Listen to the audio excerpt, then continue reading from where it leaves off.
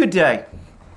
Before proceeding with this video, I should say that it's come to my notice over the last few days, specifically hours, that despite the fact that, as I have said many times, I have no military background whatsoever, the fact that every day I provide summaries of the military situation in Ukraine and a certain amount of commentary setting up my own opinions about what is happening has apparently made me something of a go-to person for people who want to understand what's happening in Ukraine on the battlefields. Well, that's, I must say, somewhat gratifying and a little surprising, but let me stress again that what I say is based not on my own assessments so much, but rather on my digest of the various commentaries and assessments made by lots of other people, people reporting from the ground, people on both sides of this conflict. I spend time putting it all together, and every so often I add some of my own perspectives to what is happening. And so that's where my accounts come from. If the fact that I'm putting all this together and providing my commentary is helpful to people, well, of course, that is gratifying, but I want to make it clear where it comes from. Having said this, what has provoked this comment is the very strong reaction I got to certain comments I made in my video yesterday about the alleged, I'm going to still call it alleged, Ukrainian attack to capture the Zaporozhye nuclear power plant. Over the next couple of hours, I received a number of emails from people who were trying to persuade me and providing me with lots of information which confirmed that this attack by the Ukrainians on the Zaporozhye nuclear power plant actually happened. And then, to my astonishment, I found this morning that Ryba, one of the most informative and reliable Telegram channels covering what's going on in the fighting, also came along and, as if in answer to my comments, provided its own explanation and details, setting out the fact that these Ukrainian attacks on the Zaporozhye nuclear power station, these attempts by the Ukrainians to storm the nuclear power station, actually did happen. And again, they provided a lot of convincing information to confirm this.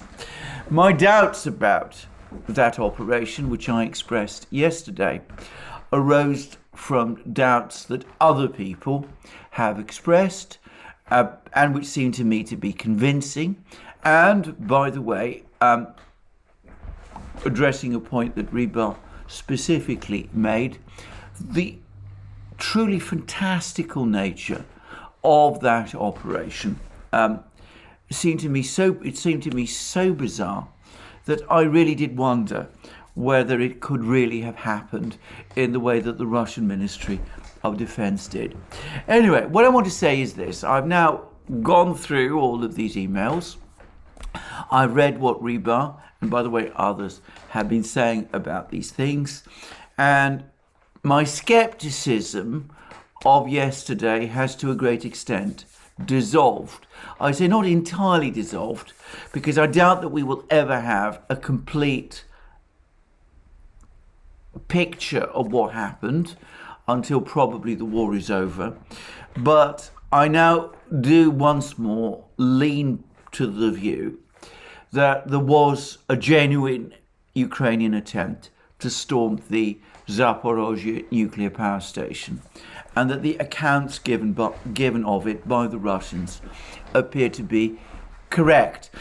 So the skepticism that I was expressing yesterday has melted away, as of this morning. I want to stress it hasn't gone entirely. I mean, I still find the whole thing utterly bizarre, bizarre to the point of idiocy, if it really did happen. But I think that the accumulating evidence from lots of different sources does now strongly point to the fact that the Ukrainians did carry out this attack. Now, or I should say attempted attack.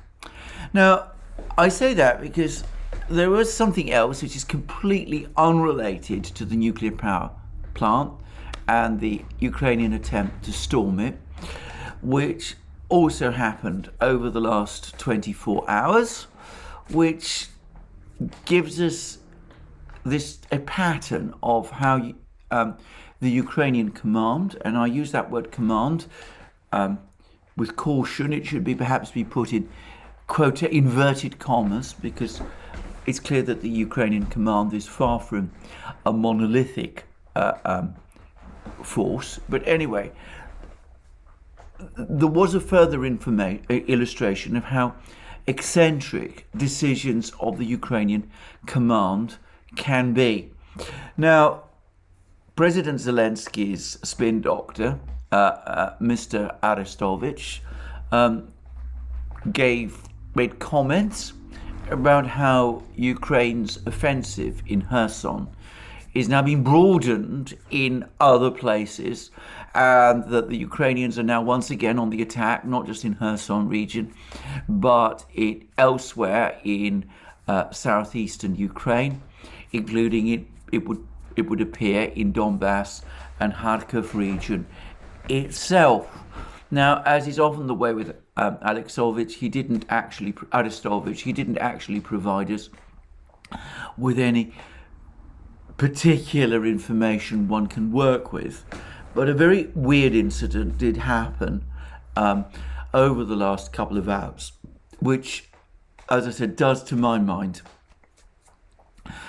cast a certain light over Ukrainian decision-making.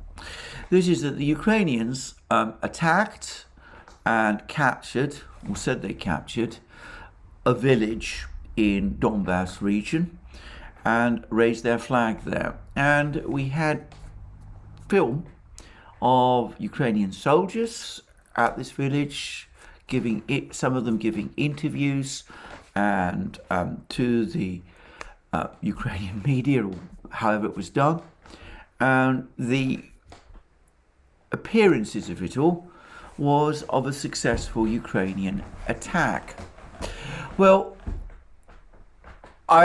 we've now had a great deal more information about this supposedly successful Ukrainian attack of this particular village. I've now seen aerial views of this village, and it is an absolutely tiny place. It also looks uninhabited, and in fact, there's reports from the Russian side, admittedly it is the Russian side, who say that the village is completely deserted. Nobody actually lives there anymore. All its inhabitants have fled. Moreover, this village was never under Russian control, or, since we're talking about the Donbass, under the control of the Donetsk militia. It was in what the Russians refer to as the grey zone. This is essentially no man's land. Areas between the two opposing sides, which nobody controls and which nobody fully occupies. Sometimes fighting takes place there, but overall, these places in the grey zone are either contested or unoccupied by either of the competing of the two armies.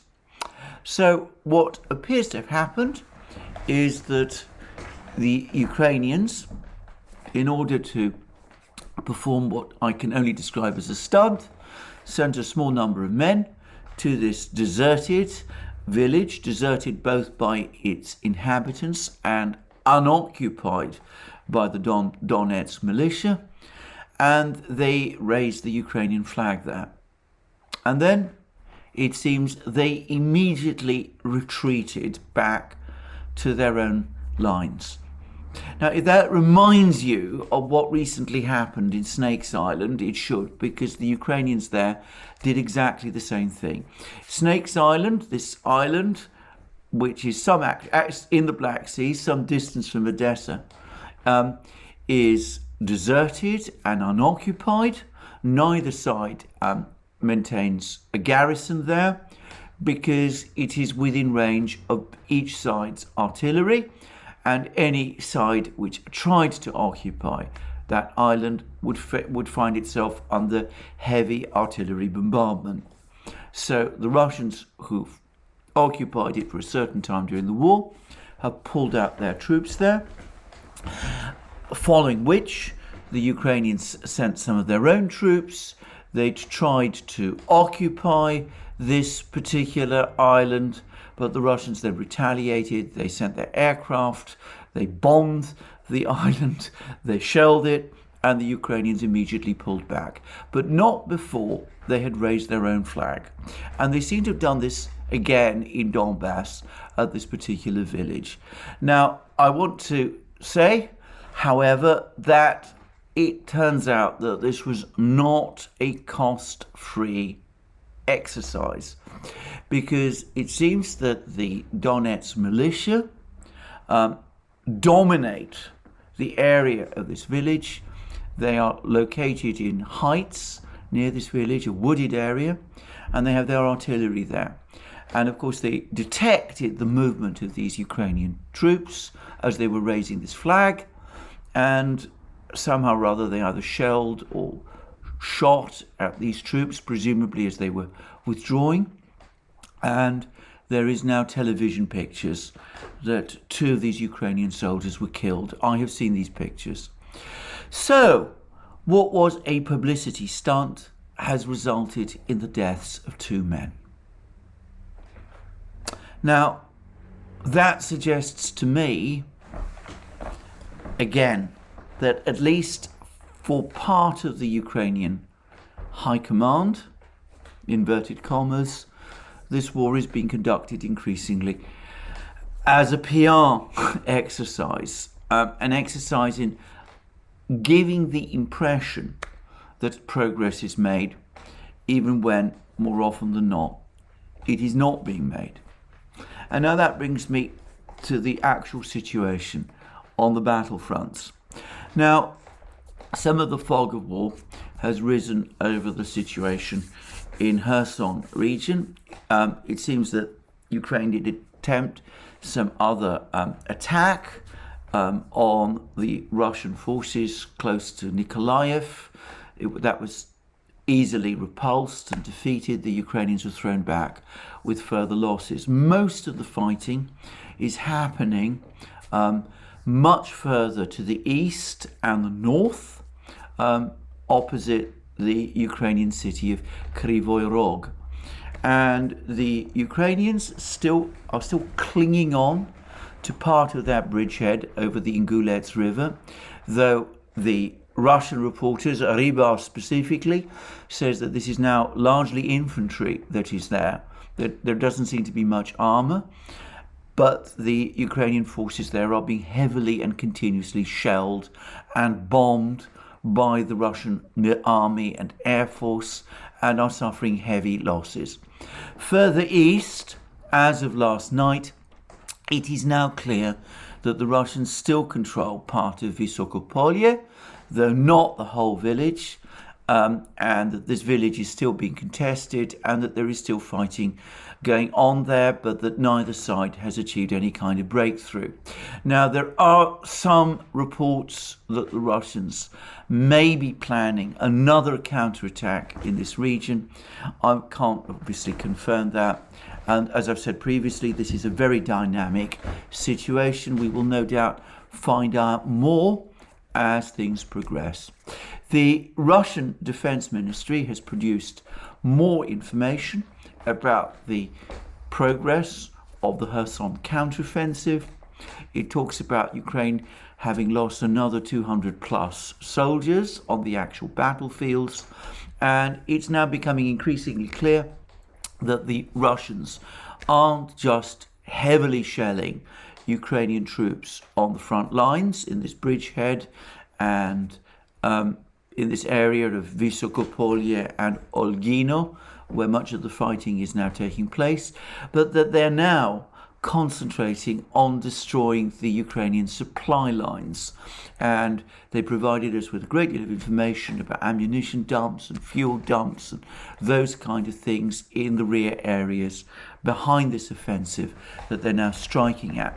And that, by the way, is very consistent with the Russian operational philosophies.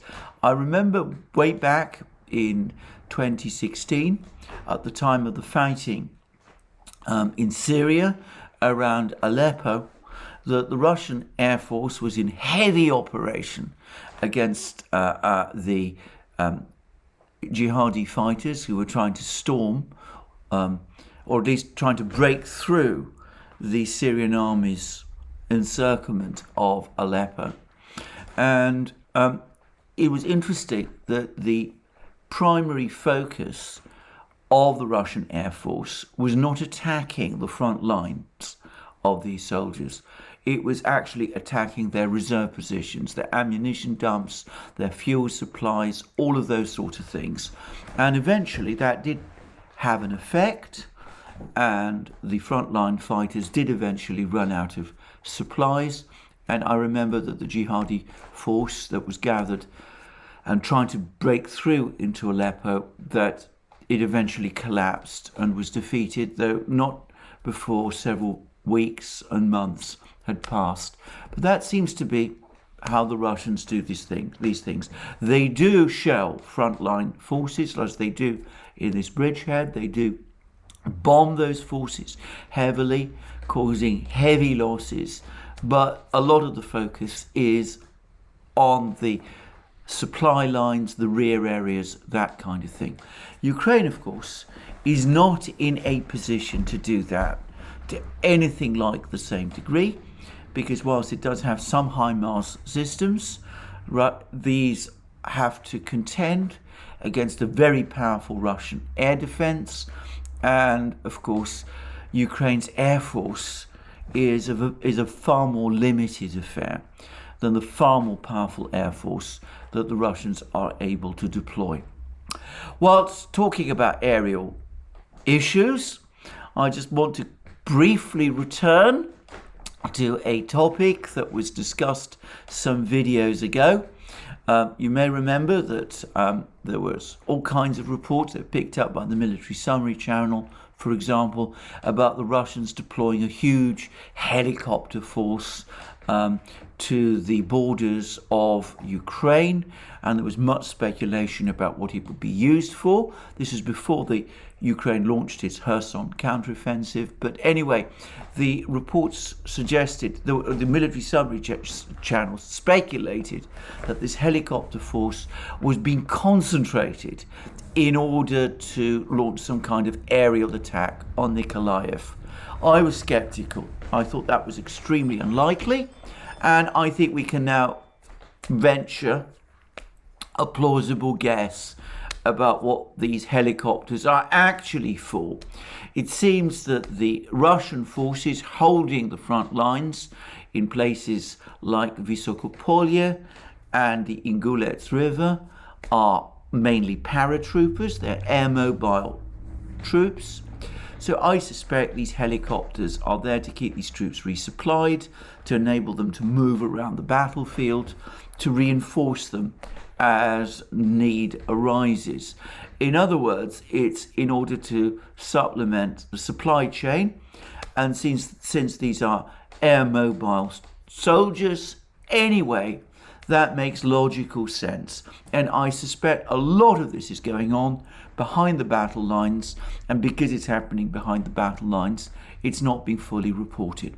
Anyway, that's, if you like, the situation up to now, up to the making of this video in Kherson region. But let me repeat again, this is a fluid situation in Kherson region, and it may change literally from 1 hour to the next, from one day to the other, and it could be that by the time you're watching this video, a whole lot of further information has come together and that the situation may have changed.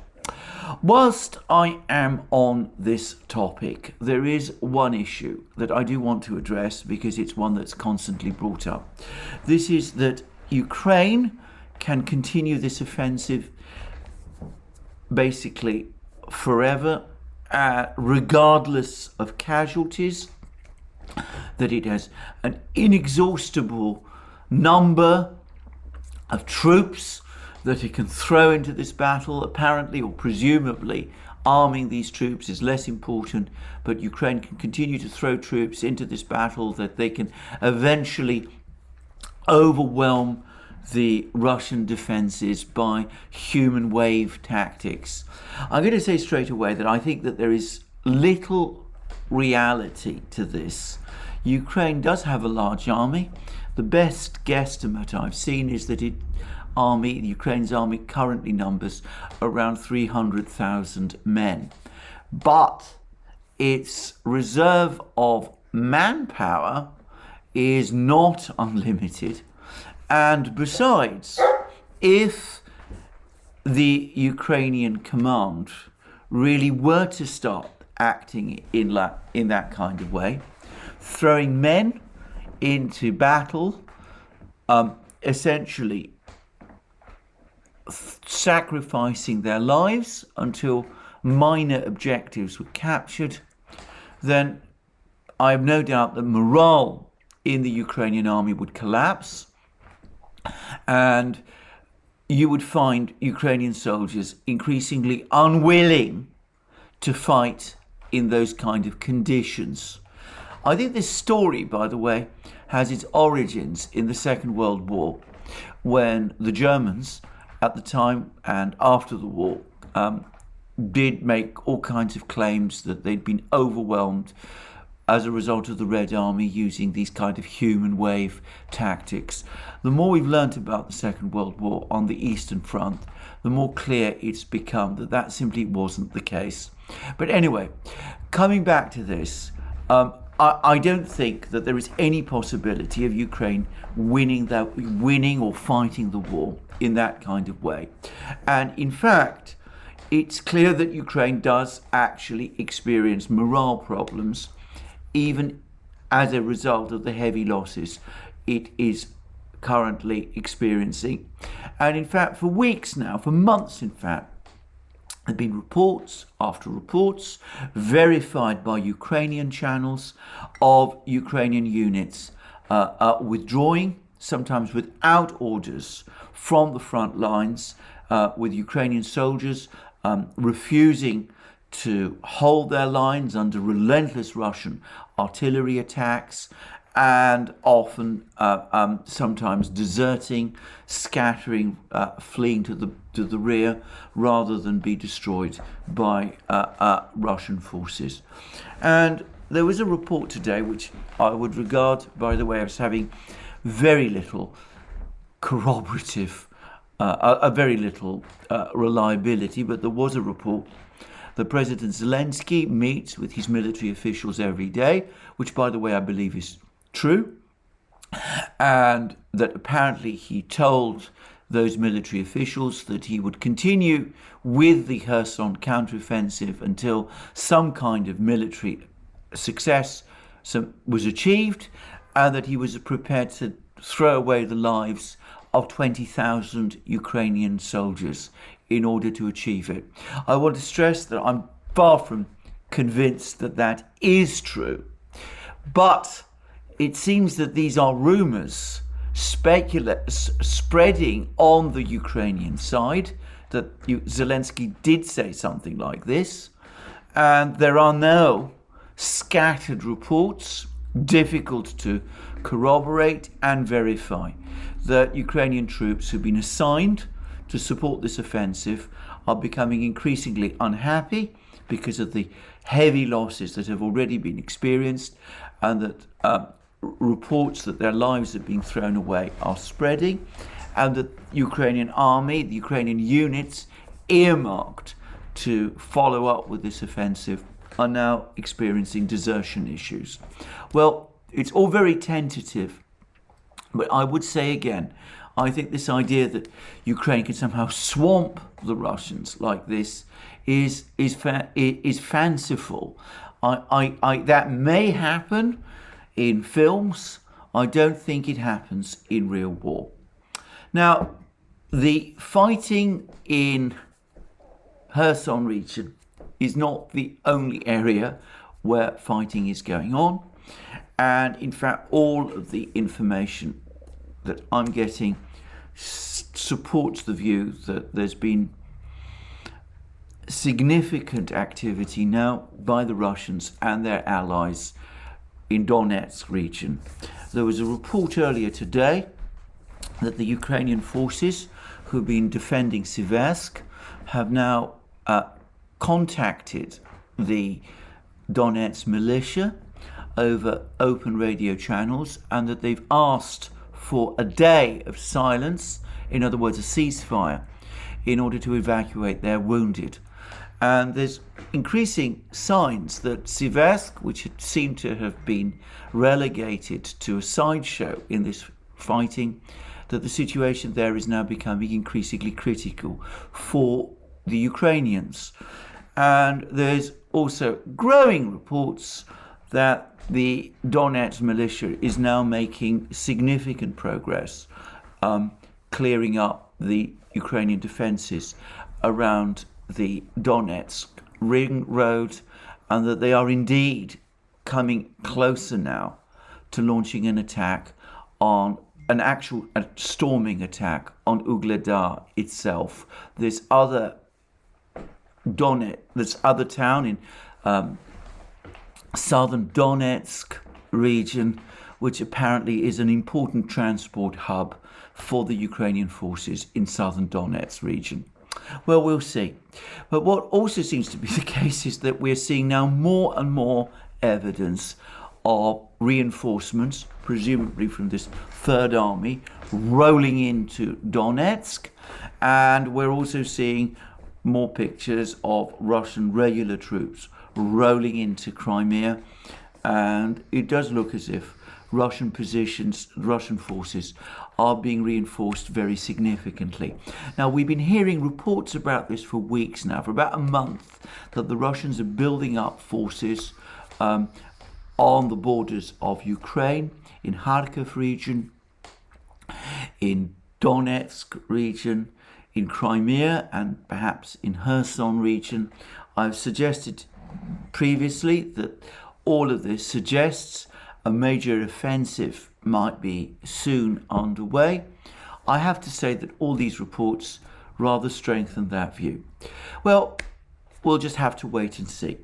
There was a report also earlier today that President Putin, who is in the Far East, attending and observing the Vostok exercises, which are taking place. These are big military exercises that Russia is conducting in the Far East with 50,000 troops, apparently.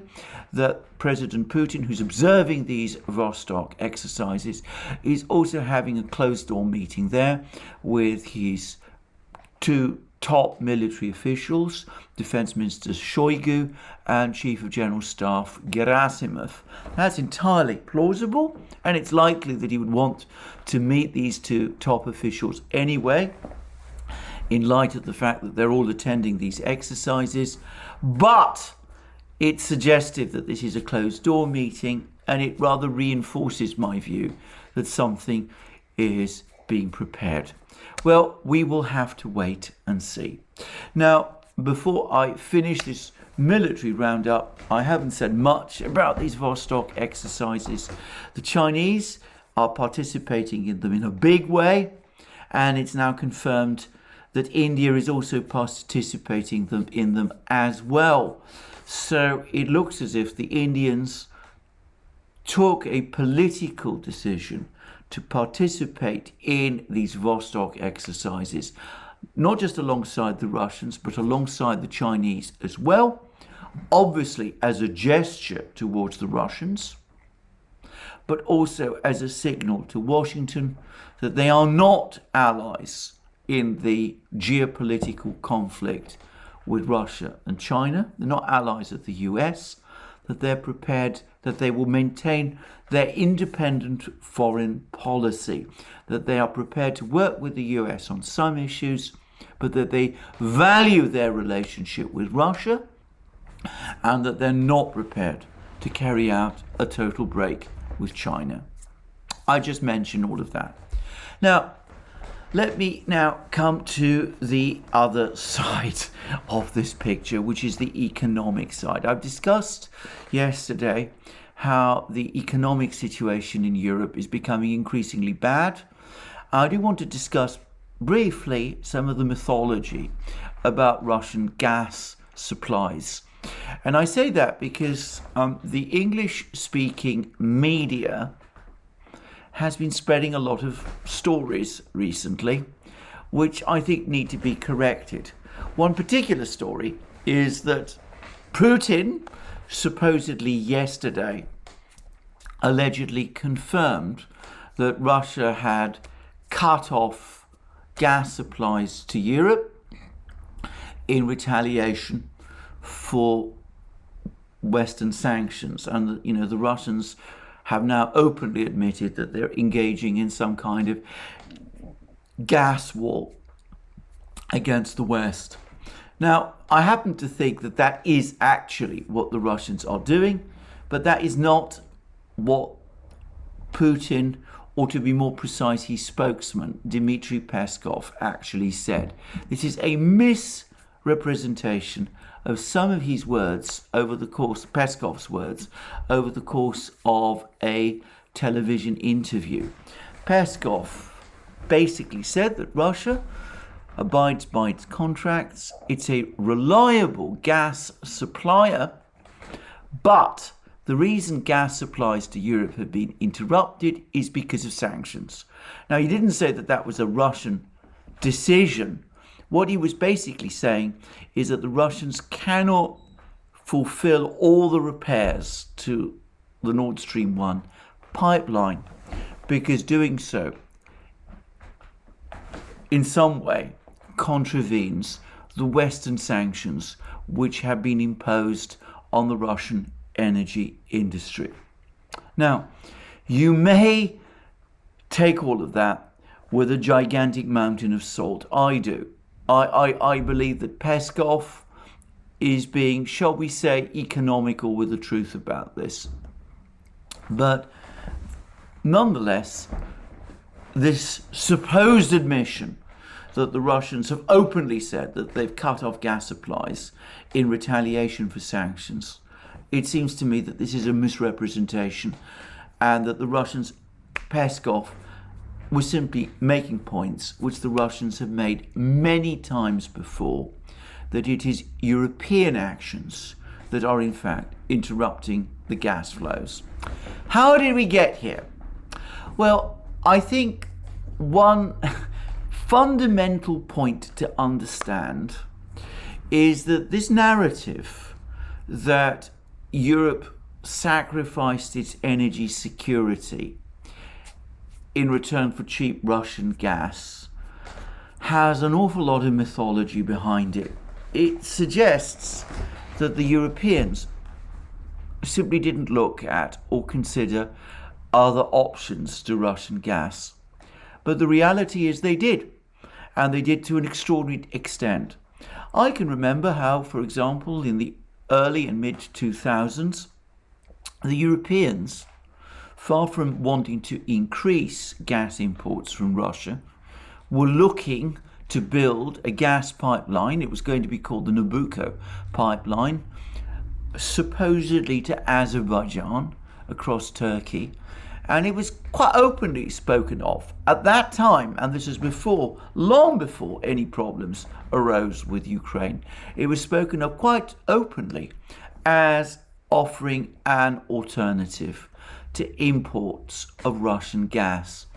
Nabucco failed because Azerbaijan isn't in a position to produce gas in anything like the necessary volumes to fill Nabucco. And that instantly rendered the whole project uneconomic. I've always believed myself that the actual idea behind Nabucco was not that it would be joined up to Azerbaijan, but that it would be extended across the Caspian Sea to Iran.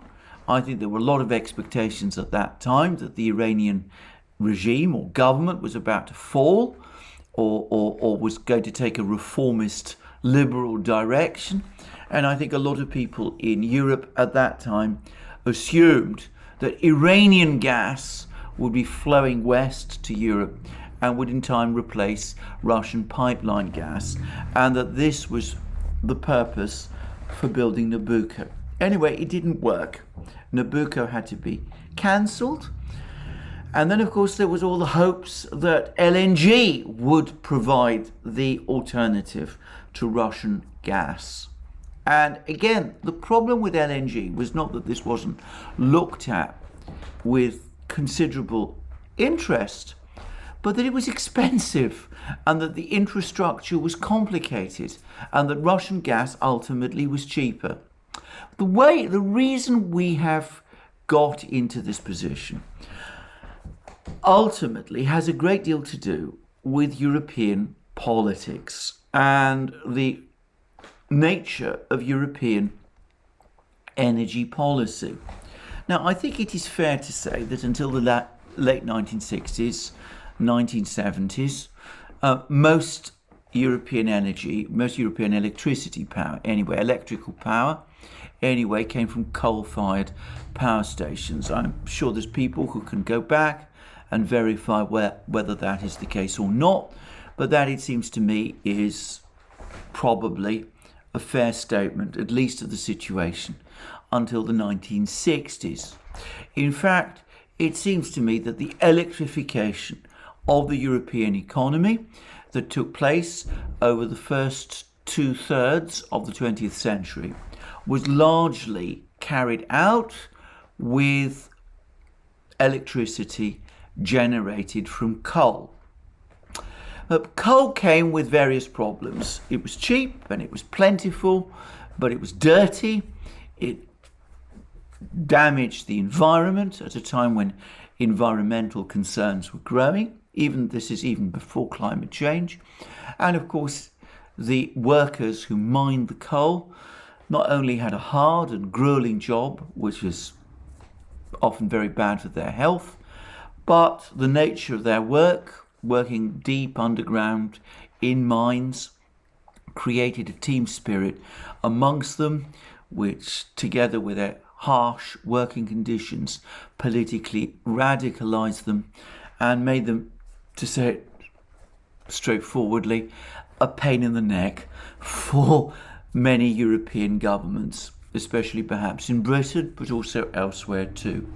So, starting in the 1970s, there was a gradual switch towards oil, except that didn't really work because oil-fired power stations turned out to be expensive, and of course it also turned out to be the case that importing oil to generate electricity made Europe vulnerable to energy cut-offs, oil cut-offs from the Middle East, and the Middle East was a volatile place, as the Arab oil embargo of 1973 and the explosion of oil prices that followed demonstrated.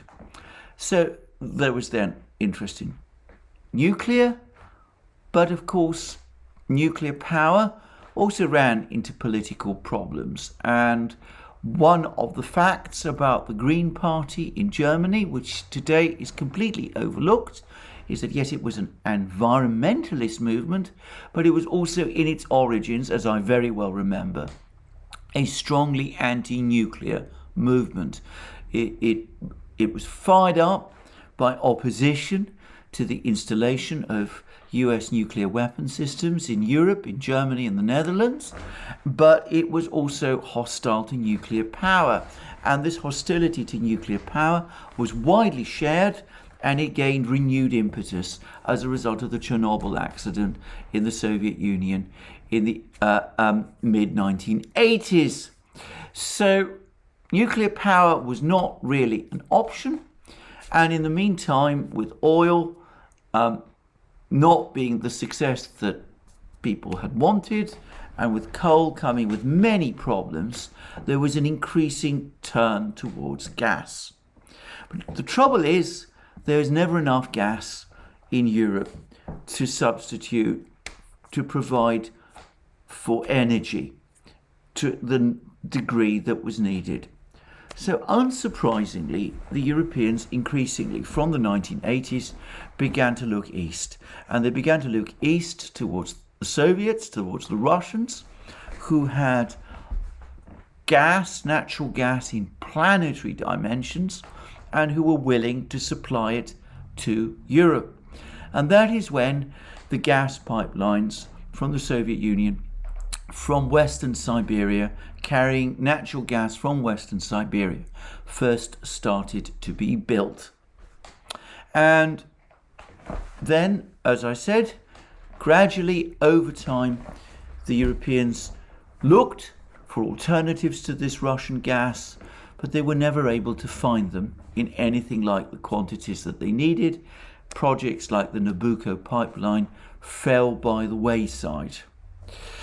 Then something else happened, and that now takes us back to the events of the Schroeder government. Gerhard Schroeder has become a hate figure for many people, but he formed a government in coalition with the Greens, the Green Party. And the Green Party, still very much committed in those days to phasing out nuclear power stations, they wanted to phase out Germany's nuclear power stations. And Schroeder, being in coalition with them, he agreed to this. But where was he going to get the energy if nuclear power, Germany's remaining nuclear power stations, were going to be phased out?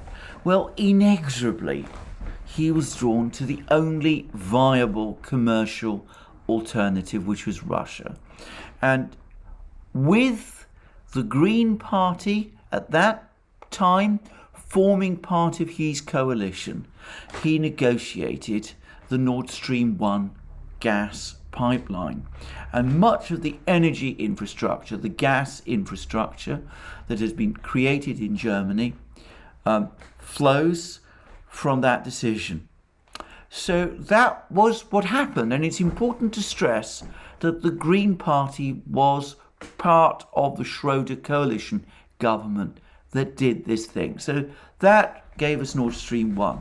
Now, Nord Stream 1 was supposed to be expanded and to include a second spur, which was, of course, Nord Stream 2.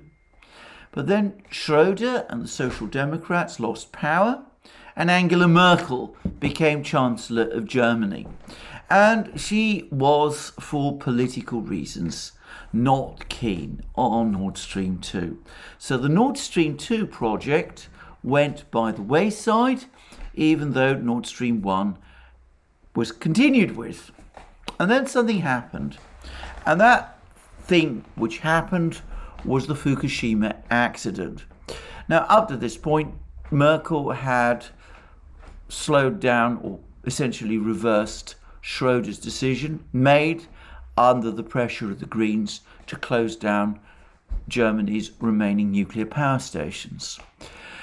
But after Fukushima, the demand in Germany for the closure of nuclear power stations began to increase. Now, I should say that my wife was traveling through Germany at that particular time, at the time when the Fukushima accident had happened, and she spoke about the extraordinary change in the public mood that was taking place there. After participating in Schroeder's coalition government, the Green Party had gone into eclipse.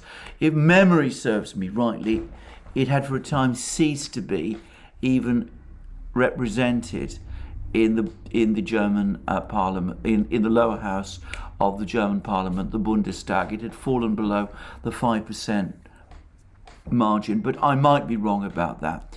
Anyway, it had been overtaken on the left by a new party, a much more hardline, left-wing, old-style left-wing party, Die Linke, which had been cobbled together by the dissident former Social Democrat politician Oskar Lafontaine and the former East German Communist Party.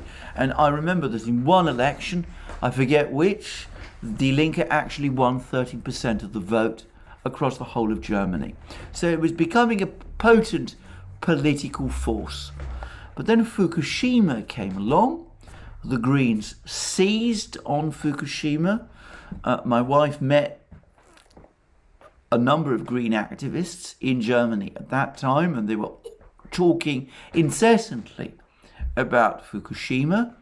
And the Green Party, which up to that moment had been in an eclipse, came back and became a renewed force.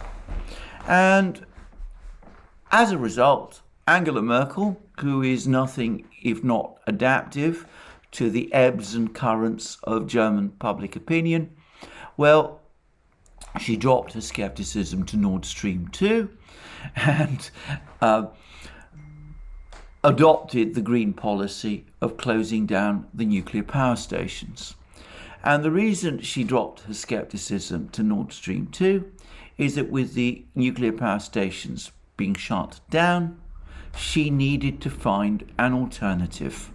She needed to find an alternative to all that nuclear power. So it was Merkel who in 2015 approached the Russians and suggested that the Nord Stream 2 project, which had been put on ice, be revived. And as I very well remember, the Russians at that time were none too keen. Merkel had the previous year supported sanctions against Russia following the initial outburst of the conflict in Ukraine. And of course, the European Commission had in the meantime been trying to bring the various pipelines, Nord Stream 1, South Stream, which the Russians were at that time building to, across the Black Sea towards Bulgaria, that they tried to bring these pipelines under the EU's regulative remit through something called the Third Energy Package, which the Russians vehemently objected to. So the Russians had dropped North-South Stream, redirecting the flow of gas towards Turkey. They built Turk Stream instead, but they were saying at that time that they were not going to build pipelines to EU countries from that point on. Well, along comes Angela Merkel and tells the Russians, well, can you please revisit that decision? I'm shutting down all my nuclear power stations. I need energy. I need energy to substitute for those nuclear power stations. All my efforts, all our efforts in Europe to find economic alternatives to your gas, Nabucco, LNG, all of that has failed. And I need to find those alternatives, because if I don't, my industries, Germany's industries, will be at a competitive disadvantage because they will have to pay higher energy costs. And as I very well remember, the Russians were extremely skeptical, but Putin, President Putin himself, was eventually won over. And as I also remember, he was having at that time one-to-one meetings with Merkel, meetings which took place even without interpreters present.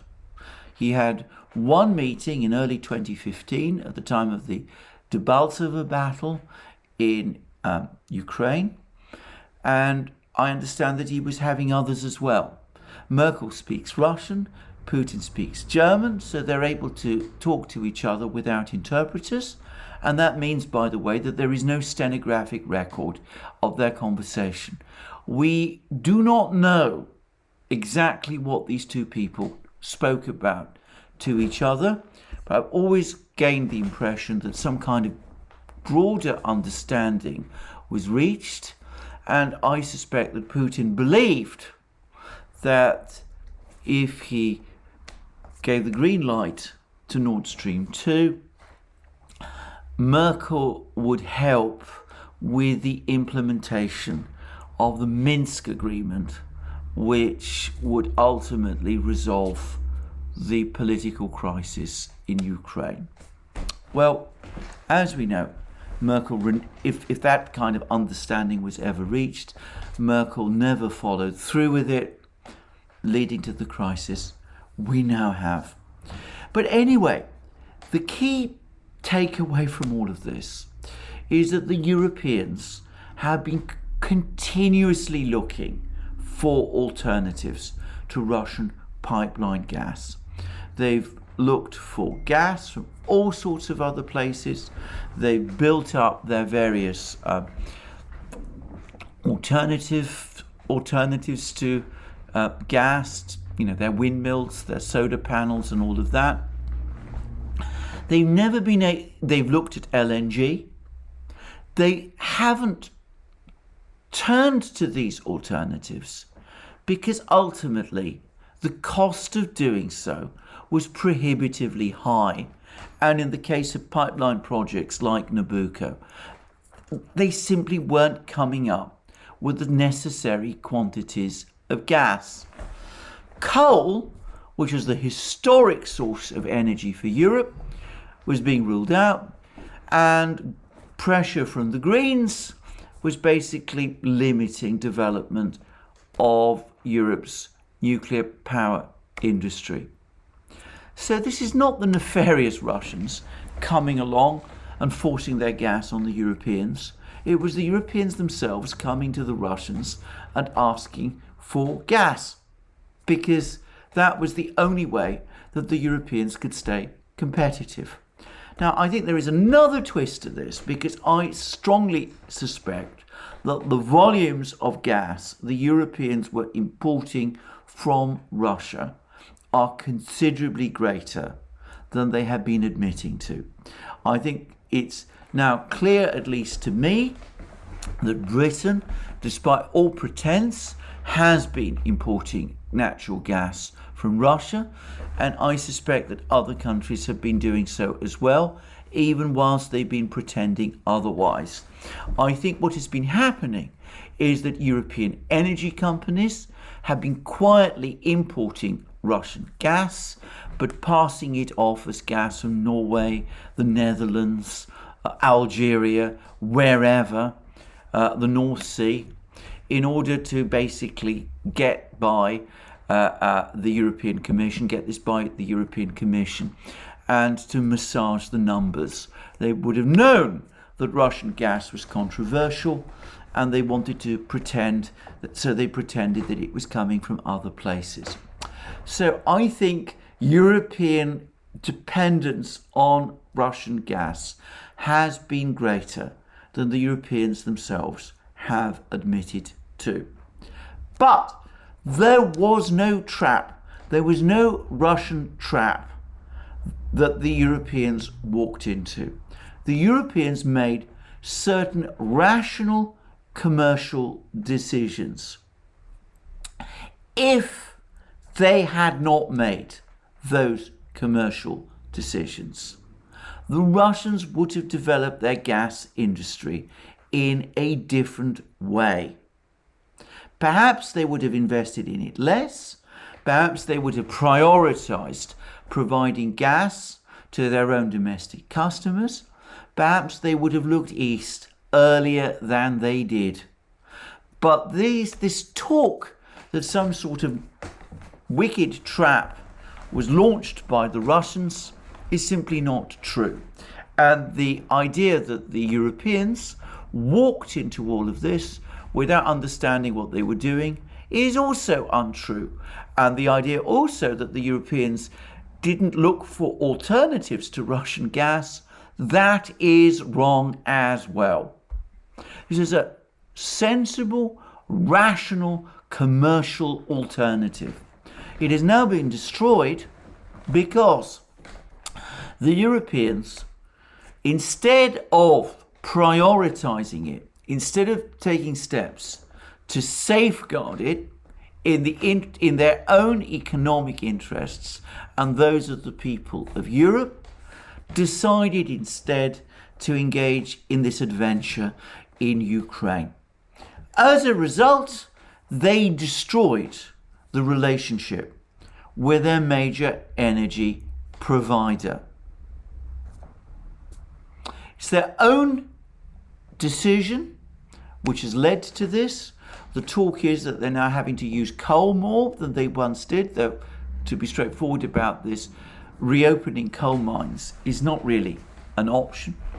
They're going to have to keep some of their nuclear power stations going, but then, of course, keeping nuclear power stations going longer than they'd intended, which is what Robert Habeck is apparently now talking about, is all very well, but those nuclear power stations have been in operation.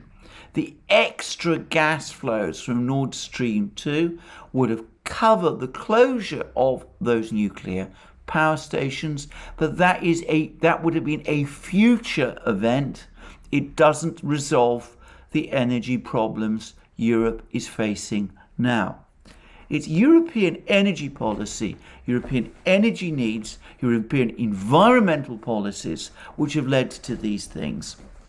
If the Europeans had wanted to stick with coal, with all the environmental consequences, if they decided to develop their nuclear power industry with all the consequences there as well, we would be in a different place. But we're not in that place, and the decisions that were made were rational ones. Now, that's all I'm going to say about this. I think that we need to put all this mythology about Russian traps, about the Europeans sacrificing their energy security to this evil Putin, we need to put all those myths to one side.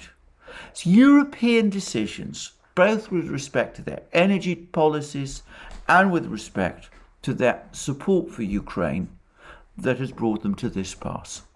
Well, that's all I'm going to say in this program on this tangled subject. No doubt I'll be returning to this again soon. There's an awful lot more, obviously, to say about the situation in Ukraine, where, as I said, the situation is very fluid. And please remember, you can follow all our Duran videos on our other platforms, on Locals first and foremost, but also on Rumble, ODYSEE, BITCHUTE, and of course Telegram. And you can also support us via Patreon and Subscribestar. Don't forget to look up our shop. Look at the amazing things that you will find there. Our magic mugs, our hats, our hoodies, our t-shirts, our sweatshirts, and all the rest. And in the meantime, also, if you've liked this video, please remember to tick the like button and to check your subscription to this channel. And thank you for joining me again today. Have a very good day, and more from me soon.